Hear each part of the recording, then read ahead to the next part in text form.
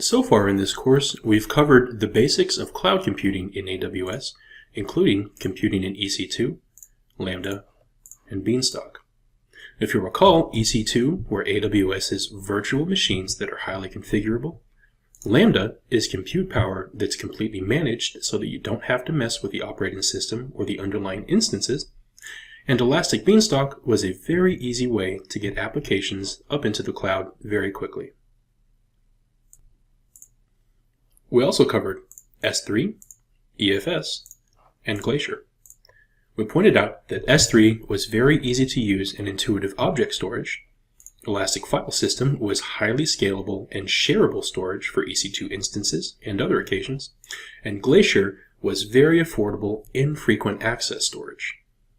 We also very quickly covered the difference between regions and availability zones, and we pointed out that regions were different physically isolated places that AWS offers you to deploy resources into, and that each region had multiple availability zones inside it. Another thing we covered was the shared responsibility model, and we talked a little bit about which parts of your security are your responsibility and which parts are AWS's responsibility. And finally, we touched on AWS service limits and how to get around them by completing a service request. For EC2 instances, we learned what an EC2 instance is, which is the fundamental virtual machine that AWS offers for compute in the cloud. We learned that from the EC2 dashboard, you can view running instances, and then for each instance, you can view all sorts of information, including any public DNS information it has, the VPCs and subnets that it's attached to, any security groups that it belongs to, and IAM roles that it belongs to. We also learned that if we launch an instance, we get to decide the AMI, or Amazon Machine Image, that we use for it. We also get to decide which instance type we use for it, which pertains to the amount of CPU and memory it has, how to deploy it into different subnets or VPCs, and then how to assign different IAM roles to it, what EBS is, and how to both change the amount of storage that's stored on EBS, as well as attach multiple EBS volumes to it, how to configure security groups, and then finally, how to use key pairs to access the server once we've deployed it. We learned that security groups control ingoing and outgoing access for servers.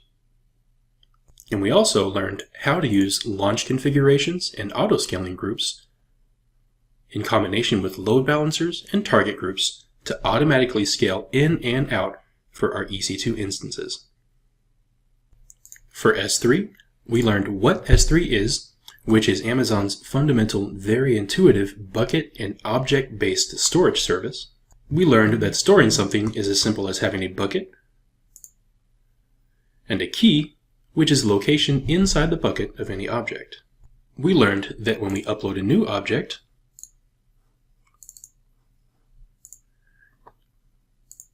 we can choose storage classes, encryption, and we can also add metadata and tags.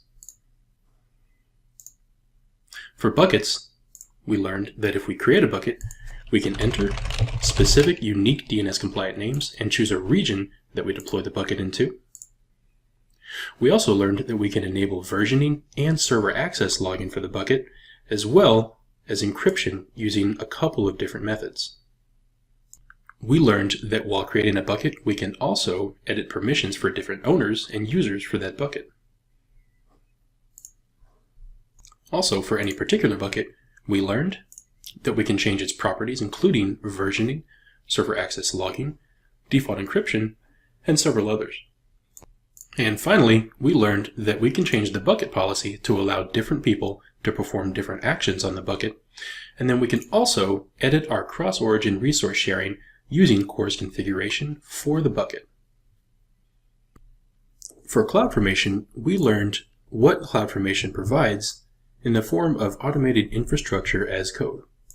We learned to look at CloudFormation templates and see the individual pieces for what they are, including parameters, which are ways to input different parameters into a CloudFormation template, mappings, which are ways to map different values to different keys based on input, and of course resources, which represent actual resources and functions that you're going to create as a result of this CloudFormation code.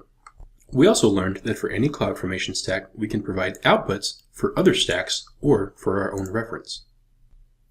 We learned about using CloudFormation intrinsic functions to grab different pieces of metadata and to perform other functions that we might need inside a template.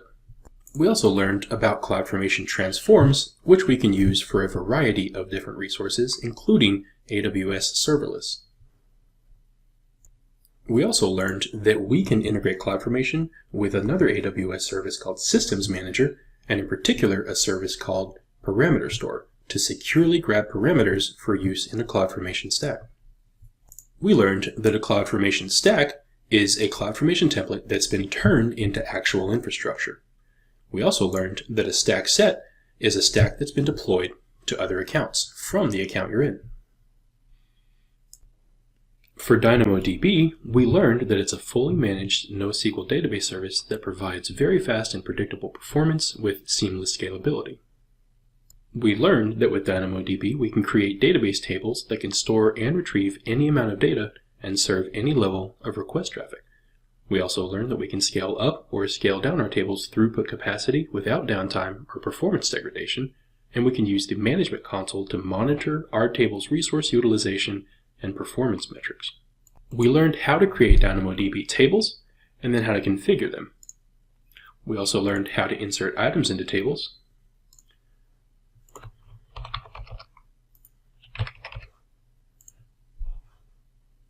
as well as view different metrics for our tables, set different alarms for our tables, and then view and configure several other settings, including our global secondary indexes. We learned about throughput capacity for both reads and writes and how that pertains to DynamoDB's pricing. We also learned how to calculate throughput capacity for different situations, as well as the difference between strongly and eventually consistent reads. We also learned about partition keys and sort keys and how to use them in our tables.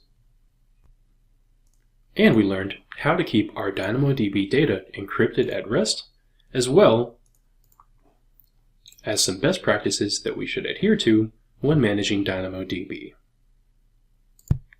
For VPC, or Virtual Private Cloud, we learned what a virtual private cloud is, which is an AWS-provided networking tool that you can use to protect and segregate your different resources. We learned that on the VPC dashboard, we can see a list of all different resources pertaining to VPCs in all different regions. For example, right now I see that I have 2 VPCs in the US East region and 1 in every other region. Similarly, I can see the amount of subnets in each region.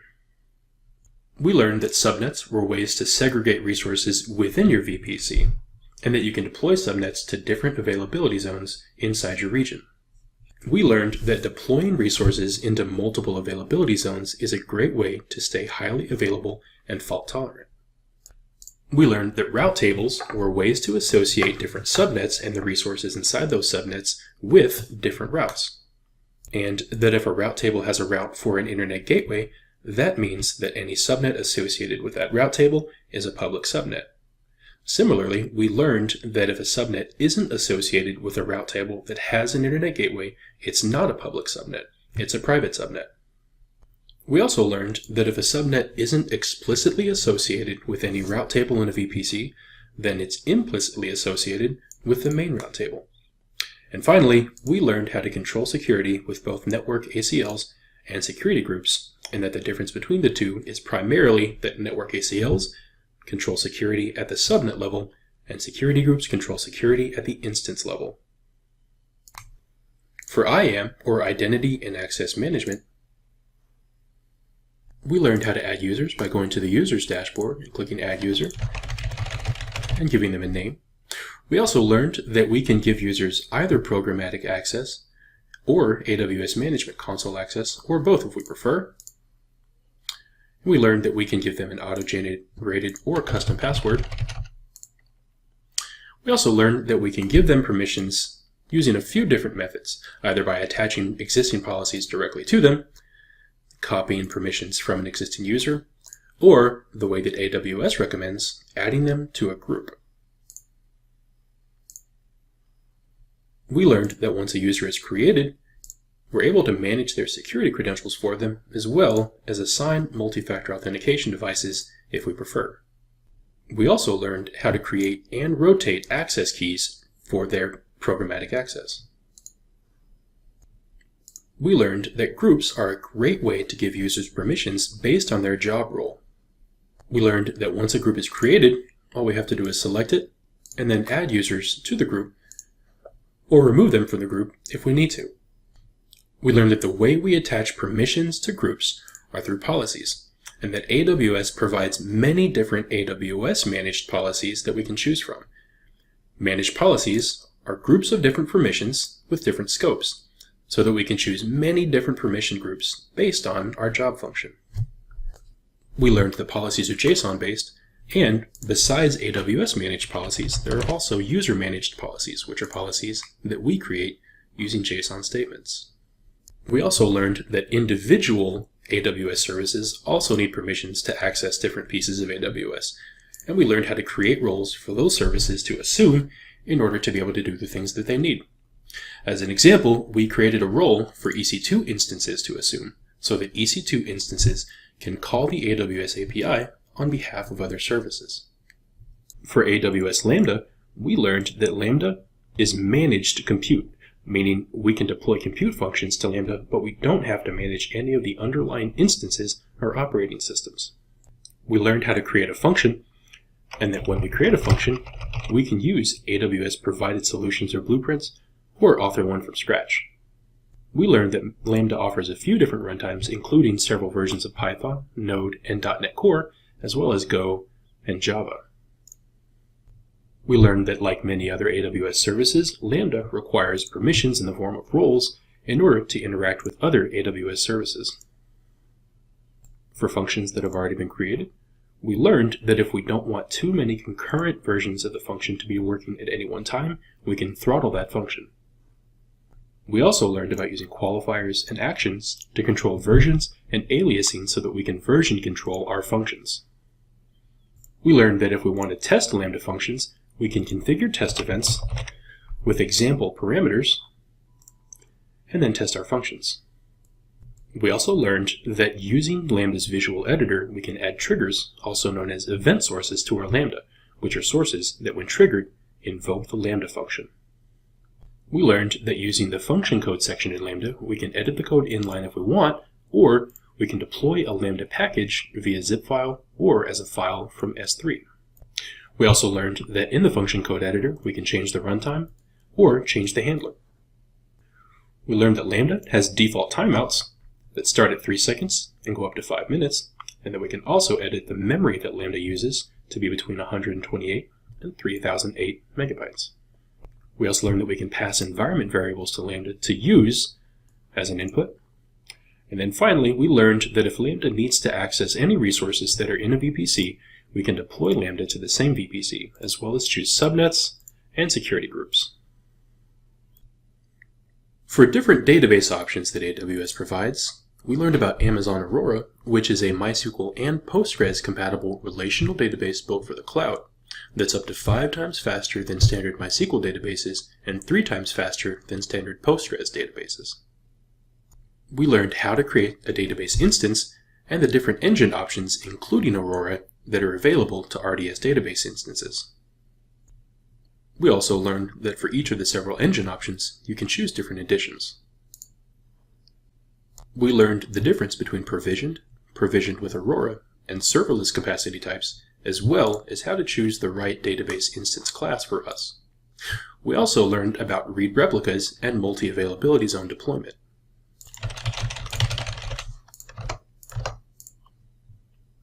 We also learned how to deploy database instances into different VPCs and subnets, and that similar to Lambda functions, EC2 instances, and several other AWS resources, we can deploy RDS instances into different availability zones or security groups. We learned that if we want to, we can manage our database user credentials through AWS IAM users and roles, and also how to enable encryption for our data. We learned what failover is and how RDS promotes replicas based on priority, and we also learned how to set our backup retention. We also learned about Amazon Redshift, which is fast and scalable petabyte-scale data warehousing, and Elasticache. Elasticache is managed Redis or Memcached compatible in-memory data store that offers blazing fast reads. For AWS Key Management Service, or KMS, we learned that KMS is a managed service that makes it easy for you to create and control the encryption keys used to encrypt your data. We learned how to create encryption keys, as well as decide if the key is going to be KMS or external and imported. We also learned that just like most resources in AWS, we can provide metadata in the form of tags. We learned that who can administer this key, in other words, who can use and configure this key, as well as who can use this key to encrypt and decrypt data in other applications and AWS services. We also learned that key policies are JSON documents just like IAM policies. And as an example, we showed how to encrypt an S3 bucket using a KMS key. For Amazon Simple Workflow Service, or SWF, we learned that SWF makes it easy to build applications that coordinate work across distributed components. We learned that a task represents a logical unit of work that is performed by a component of your application, and that coordinating tasks across the application involves managing inter-task dependencies, scheduling, and concurrency in accordance with the logical flow of the application. We learned to use distributed asynchronous applications known as workflows, which coordinate and manage the execution of activities and that can be run asynchronously across multiple computing devices and can feature both sequential and parallel processing. We learned that we interact with activity workers and deciders by providing them with work assignments known as tasks. As an example, we launched a sample workflow that takes an image from an S3 bucket and generates either a sepia or a grayscale image from it, and then re-uploads it to a bucket. We learned that Amazon Simple Queue Service offers a secure, durable, and available hosted queue that lets you integrate and decouple distributed software systems and components. We also learned that SQS supports both standard and first-in, first-out queues and the differences between those. We learned that standard queues offer unlimited throughput, at least once delivery, and best effort ordering, while first-in, first-out queues offer high throughput, exactly once processing, and first-in, first-out delivery. We learned that you should use the standard queue when throughput is important, and the first-in, first-out queue when order is important. We also created an example queue, and then went through both sending and accepting messages.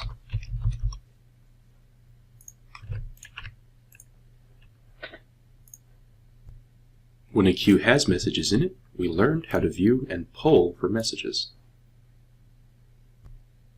We also learned how to use the Amazon CLI in an EC2 instance to accept messages and how to delete messages from the AWS Management Console. For Amazon SNS, or Simple Notification Service, we learned that SNS is a web service that coordinates and manages the delivery or sending of messages to subscribing endpoints or clients. We learned that in SNS there are two types of clients, publishers and subscribers, also referred to as producers and consumers. Publishers communicate asynchronously with subscribers by producing and sending a message to a topic, which is a logical access point and communication channel. Subscribers, which can be web servers, email addresses, Amazon SQS queues, or Lambda functions, consume or receive the message or notification over one of the supported protocols. As an example, we created an example topic, and then we created a subscription to that topic with the protocol of email and the endpoint of my email address. We learned that once you have a subscriber to a topic, then you're able to publish to that topic, and let that go to any subscriber. And there's that test message. And finally, we learned that when using SNS, you as the owner create a topic and control access to it by defining policies that determine which publishers and subscribers can communicate with the topic. A publisher sends messages to topics that they have created or to topics they have permission to publish to. Instead of including a specific destination address in each message, a publisher sends a message to the topic. SNS matches the topic to a list of subscribers who have subscribed to that topic and delivers the message to each of those subscribers. For API Gateway, we learned that it's an AWS service that enables developers to create, publish, maintain, monitor, and secure APIs at any scale. We learned that we can create APIs that access AWS or other web services, as well as data stored in the AWS cloud. We learned that API Gateway can be considered a backplane in the cloud to connect AWS services and other public or private websites, and that it provides consistent RESTful application programming interfaces, or APIs, for mobile and web applications to access AWS services. In a diagram, we saw how internet traffic can trigger the API Gateway to send traffic either to external apps through APIs or to other AWS services. For Code Pipeline, we learned that Code Pipeline is a continuous delivery service that we can use to model, visualize, and automate the steps required to release our software. We learned that we can quickly model and configure the different stages of a software release process, and that Code Pipeline automates the steps required to release our software changes continuously. We learned that Code Commit is a version control service hosted by AWS that we can use to privately store and manage our assets. We learned that it's a secure and highly scalable managed source control service that hosts private Git repositories, and that Code Commit eliminates the need for us to manage our own source control systems or worry about scaling our infrastructure.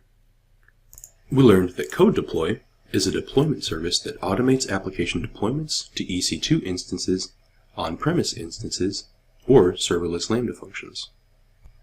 We learned that we can deploy a wide variety of application content such as code, serverless AWS Lambda functions, web and configuration files, and plenty of other examples. And that using Code Deploy, we can deploy application content that runs on a server and is stored in Amazon S3 buckets, GitHub repositories, or Bitbucket repositories. For CodeStar, we learned that it's a cloud-based service for creating, managing, and working with software development projects in AWS. We learned that we can quickly develop, build, and deploy applications on AWS with an AWS CodeStar project, and that a CodeStar project creates and integrates AWS services for our project development toolchain. We also learned about blue-green deployment as a DevOps tool and how beneficial it can be for us. For Amazon Elastic Container Service, or ECS, we learned that it's a highly scalable, fast container management service that makes it easy to run, stop, and manage Docker containers on a cluster. We learned that we can host our cluster on a serverless infrastructure that's managed by Amazon ECS by launching our services or tasks using their new Fargate launch type. We also learned that if we need more control, we can host our tasks on a cluster of EC2 instances that we manage by using the EC2 launch type. We learned that we can create clusters of 3 different types, including the AWS Fargate type that we just mentioned, as well as a Linux and networking type, and a Windows and networking type. We learned that ECS works by sending scheduled tasks to ECS agents, which are agents that reside on individual EC2 instances. We also learned that ECS agents control the metrics that are sent back to ECS, as well as starting and stopping individual tasks on the EC2 instance. And that ECS works by downloading a Docker image from a container registry such as Amazon ECR or Docker Hub, and using that to build its instances.